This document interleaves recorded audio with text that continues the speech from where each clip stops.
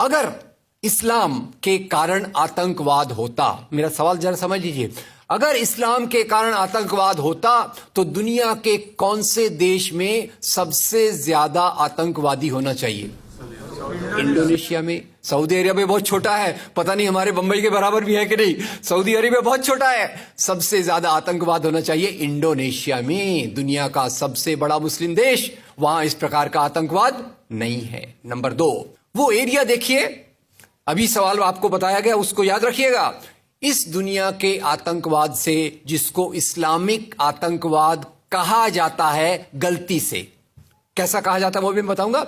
इस आतंकवाद से मारे जाने वाले ज्यादा लोग, इससे मारे जाने वाले ज्यादा लोग हिंदू हैं, मुसलमान हैं या क्रिश्चियंस हैं? मुस्लिम हैं। इस्लाम के नाम पे आतंकवाद है, सबसे ज्यादा कौन मारा जाता है? मुस्लिम। अब तीसरी बात का ख्याल कीजिए, किस एरिया में इसका लोकेशन है? This terrorism is located in which area? तो उस एरिया की मैं 3 आपको बातें बताता हूं। उस एरिया में, जिसको मैं वेस्ट एशिया कहता हूं, पश्चिम एशिया में 3 चीजें हैं। नंबर 1, वहां रहने वालों में मुसलमान ज्यादा है, यस नो? उसी एरिया में आतंकवाद ज्यादा है, उसी एरिया में तेल का खजाना है। तो आतंकवाद तेल के कारण है कि इस्लाम के कारण है? तेल के कारण है। और तेल का कब्जा कौन करना चाहता है? तेल का कब्जा वो ताकत करना चाहती है जो वॉशिंगटन में बैठे हुई पूरी दुनिया को नचाते रहती है। काम करने वाला कोई और गुनाहगार कोई और बनाया गया। अब ये आया कैसे? तो आपको बता दूं कि ये अल कायदा के जो मदरसे, अब मदरसा अपने आप में खतरनाक शब्द उसमें कर देते हैं, कुछ मदरसों में इस आतंकवाद की ट्रेनिंग दी गई। इस्लाम के कारण गलत। ये जो मदरसों में आतंकवाद की ट्रेनिंग दी गई, उसके पीछे भी जो हाथ था, 2 चीजों का था। सबसे बड़ा हाथ था अमेरिका का। अमेरिका ने $8,000 मिलियन, 7,000 टन हथियार दिए अल कायदा को। उनका ब्रेन वॉश किया गया। इस्लाम के जो 2 महत्वपूर्ण शब्द हैं, माफ कीजिएगा अगर मैं कुछ गलत कहूं, मैं इस्लाम का स्कॉलर नहीं हूं, समझने की कोशिश करता हूं, कुछ मैंने गलत कहा तो उसको मैं माफ कर दीजिएगा। तो 2 शब्दों को उन्होंने बदल दिया। एक शब्द था जिहाद। जिहाद तो जो है जिहाद अकबर, जिहाद असगर। जहां तक मेरी समझ है, जिहाद अकबर का मतलब होता है अपनी बुराइयों के खिलाफ लड़ना। जिहाद असगर का मतलब होता है समाज की बुराइयों के खिलाफ संघर्ष करना। तो इस जिहाद शब्द का मतलब बदल कर दिया गया कि जो भी व्यक्ति आपसे असहमत है, जो भी व्यक्ति को, किसी को पहले काफिर लेबल करो। अब काफिर का भी एक बहुत अलग मतलब है, I won't go to the details of that. तो काफिर किसी को बोलो, उसको मारो, तो उसको जिहाद के नाम दिया गया। और ये ट्रेनिंग उन मदरसाओं में हुई जिसको अमेरिका ने पैसा दिया, अमेरिका ने सिलेबस भी दिया। और तो और मेरी समझ है, मदरसों में कुरान की ट्रेनिंग देते हैं। वो कैसे होना चाहिए वो आपके बीच में चर्चा का मुद्दा है, पर यहां जो ट्रेनिंग दी गई उसका सिलेबस वॉशिंगटन में बनाया गया। और खैर, ये क्यों बनाया गया उसके पीछे मैं पहले बहुत कोशिश करके, मेहनत करके लोगों को बोलता था ये अल कायदा इसके लिए बनाया गया।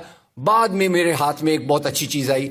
अब यूट्यूब में कई चीजें बहुत अच्छी है, कई चीजें खराब हैं। यूट्यूब के कारण हमारे कई नौजवान भटक भी रहे हैं, पर यूट्यूब की कुछ अच्छी चीजें आपको बताता हूं।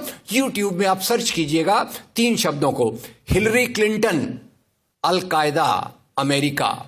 उसमें आपको 4.5 मिनट का एक वीडियो मिलेगा जिसमें हिलरी क्लिंटन बताती है, मैं नहीं कह रहा, हिलरी क्लिंटन कहती है कि हमको रशियंस के खिलाफ लड़ना था।